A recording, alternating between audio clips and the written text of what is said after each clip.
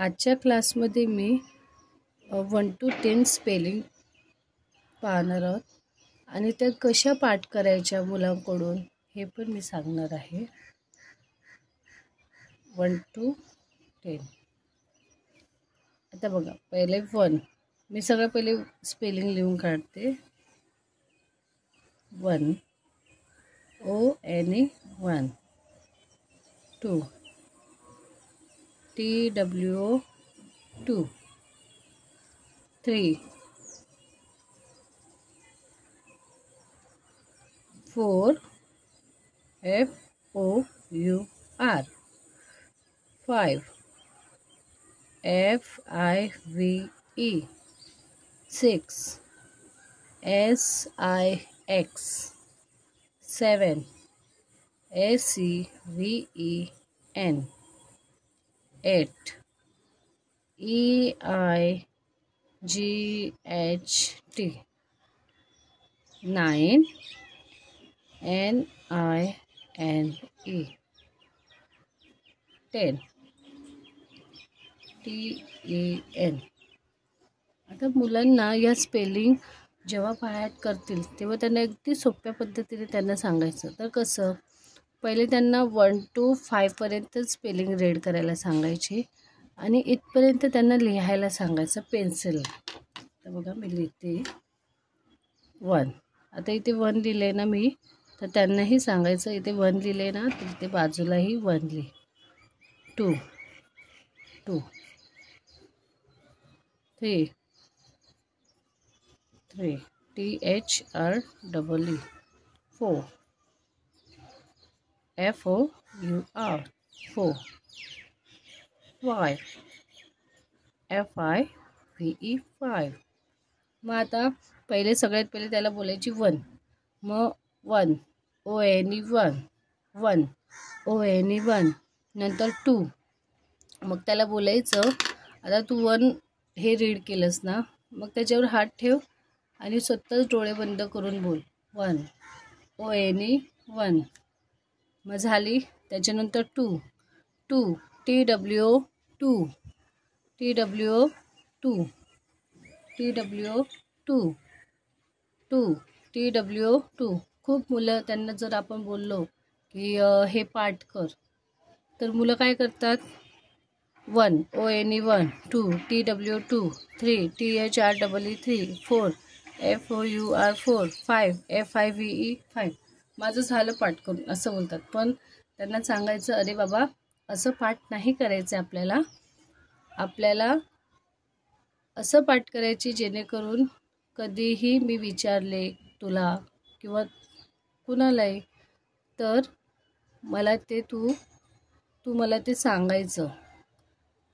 आणि दुसरी गोष्ट, तुला ते विसरायला नाही पाहिजे. असं पाठ करायचं आपल्याला.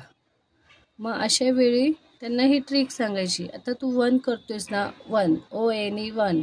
1 3 वेळा बोलायला सांगायचं. 1 ONE 1. 1 ONE 1. 1 ONE 1. आणि मग हात ठेवून त्याला डोळे बंद करून त्याला सांगायचं की आता बोलून दाखव 1 ONE 1. मग त्यानंतर 2 TWO 2. 3 वेळा बोलायचं. 2 TWO 2. 2 TWO 2. मग त्याला सांगायचं हात ठेव, न बघता बोलून दाखव TWO 2. आणि त्यानंतर त्याला सांगायचं, आता तुला 1 आणि 2 हे दोन्ही येतं, मग हात ठेव आणि डोळे बंद करून बोल. मग 1 ONE 1. 2 TWO 2. आता हे 2 तर रीड झालेत, बायट पण झालेत. आता पुढचं बघूया. 3 THREE 3. THREE 3. THREE 3.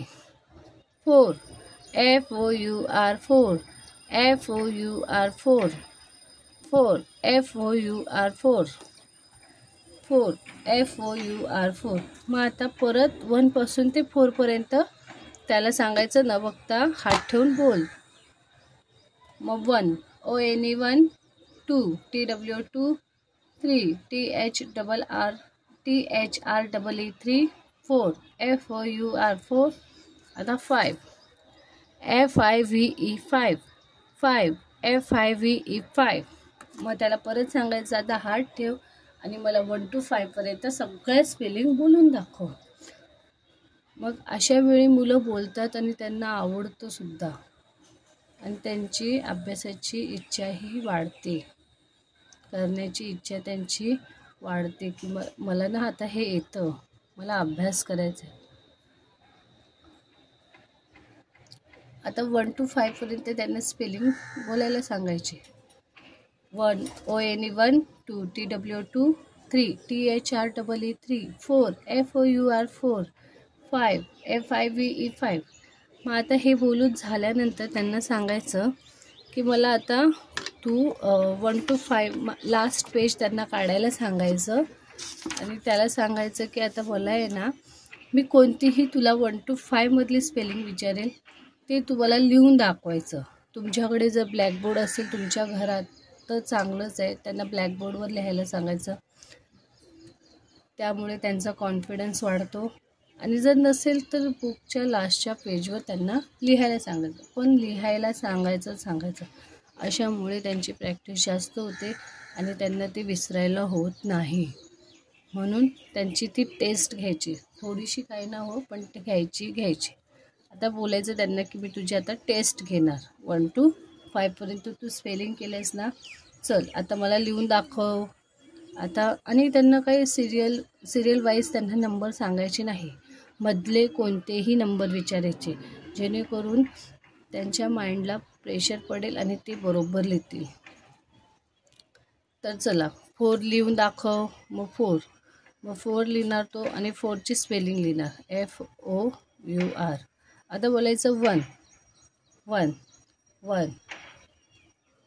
ONE 1 3 THREE 3 2 TWO 2 1 झालं आहे. मग परत रिपीट नंबर जर आला तर त्याला बोलायचं हो चालेल, मी 1 बोलले ना, परत अजून एकदा 1 लिह. रिपीट नंबरही त्यामध्ये विचारायचं. नाहीतर खूप मुले असे करतात की रिपीट नंबर नाही विचारणार म्हणून ते दुसरा स्पेलिंग लिहून टाकतात. म्हणून अशा वेळी रिपीट नंबर परत विचारायचं त्यांना, जेणेकरून त्यांचं लक्ष आहे का पूर्णपणे त्यामध्ये हे कळून येतं. 5 FIVE 5. तर अशा प्रकारे तुम्ही मुलांकडून बाहेर करून घेऊ शकता. अगदी सोप्या पद्धतीने मुलं कधीही विसरणार नाहीत आणि त्यांना अभ्यासाची आवड निर्माण होईल. थँक्यू.